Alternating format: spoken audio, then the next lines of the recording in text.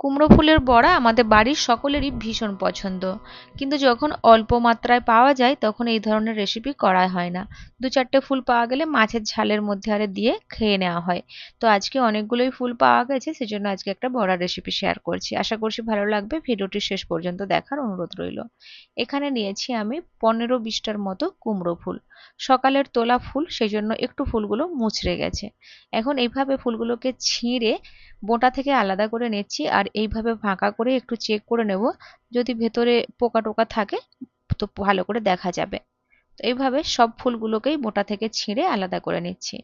তারপর সব ফুলগুলোকে এইভাবে আরো ছোট ছোট টুকরো করে নেব। সব ফুলগুলোকে ছোট টুকরো করে নিয়ে জল দিয়ে পরিষ্কার করে ধুয়ে নিয়েছি। আর বড়া বানানোর জন্য আমি 50 গ্রাম মসুর ডাল 2 ঘন্টার মতো ভিজিয়ে রেখেছিলাম। চাইলে বেসন দিয়েও করতে পারেন, তবে মসুর ডাল দিয়ে যেন আমার মনে হয় একটু বেশি হেলদি। আর গরম জলে ভিজিয়ে রাখলে 1 ঘন্টার মতো ভিজিয়ে রাখলেও ডালটা ভিজে যাবে। তো এখন এই ভেজানো ডাল একটা গ্রাইন্ডিং জারে ট্রান্সফার করে নিলাম। সাথে অ্যাড করছি হাফ টিস্পুন জিরে। চাইলে আদা রসুন কাঁচা লঙ্কাও এই সময় অ্যাড করতে পারেন, তবে আজকে আমি আদা রসুন দিয়ে তৈরি করব না।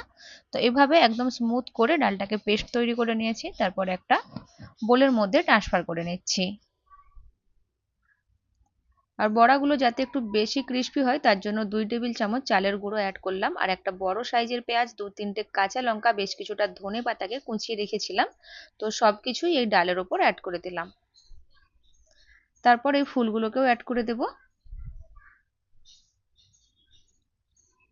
এখন দিচ্ছি অল্প একটু হলুদের গুঁড়ো, হাফ টিস্পুনের মতো, আর স্বাদ মতো নুন। নুনের পরিমাণটা এই সময় একটু কম রাখতে হবে। নুন মেশানোর পর ফুলগুলো একদমই নরম হয়ে কমে যাবে। এখন হাত দিয়ে এভাবে চটকিয়ে ভালো করে মিশিয়ে নেব সবকিছুকে। তো দেখতেই পাচ্ছেন মিক্সচারটা এখানে রেডি হয়ে গেছে বড়াগুলো ভাজার জন্য। এখন এইভাবে অল্প করে পোর্শন নিয়ে গরম তেলের মধ্যে অ্যাড করে দিতে হবে। তো প্রথমে আমি একটা প্যান বসিয়ে দিয়ে 4 টেবিল চামচ সর্ষের তেল অ্যাড করে দিচ্ছি বড়াগুলো ভাজার জন্য। তেলটা মিডিয়াম গরম করে নিয়ে তারপর অল্প অল্প পোর্শন নিয়ে এইভাবে অ্যাড করে দিচ্ছি। আর আমি এগুলোকে শ্যালো ফ্রাই করছি, চাইলে ডিপ ফ্রাইও করতে পারেন। তো 2-3 মিনিট নিচের দিকটা ভেজে নিয়ে যখনই হালকা একটা রং চলে আসবে তারপর উল্টে দিচ্ছি অপর সাইডটা ভেজে নেওয়ার জন্য। আর গ্যাসের ফ্লেম মিডিয়াম রেখেছি, তাড়াহুড়া করলে ভেতরে কাঁচা থেকে যেতে পারে। আর এইভাবে একটু চেপে চেপে দেব, তাহলে ভেতর পর্যন্ত ভালো করে ভাজা হবে। আর একটু সময় নিয়ে ভাজতে হবে, বারবার উল্টে পাল্টে একদম গোল্ডেন কালার করে ভেজে নেব। আর এইগুলো সন্ধ্যার সময় ডিপ ফ্রাই করে গরম গরম চায়ের সাথে খেতেও বেশ ভালো লাগে। আজকে আমি এই বড়াগুলো গরম গরম ডাল ভাতের সাথে পরিবেশন করব।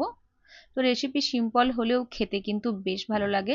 হাতের সামনে কুমড়ো ফুল পেলে অবশ্যই একবার এইভাবে বানিয়ে দেখবেন, বাড়ির সকলেরই ভীষণ পছন্দ হবে। তো আজকের এই সিম্পল রেসিপি দেখে যদি একটুও ভালো লেগে থাকে ভিডিওটিকে লাইক শেয়ার করতে ভুলবেন না, আর চ্যানেলটিকেও সাবস্ক্রাইব করে আমাকে সাপোর্ট করার অনুরোধ রইল। ফিরে আসবো আবার নতুন কোনো সহজ সিম্পল রেসিপি নিয়ে। সবাই ভালো থাকবেন, সুস্থ থাকবেন। ধন্যবাদ।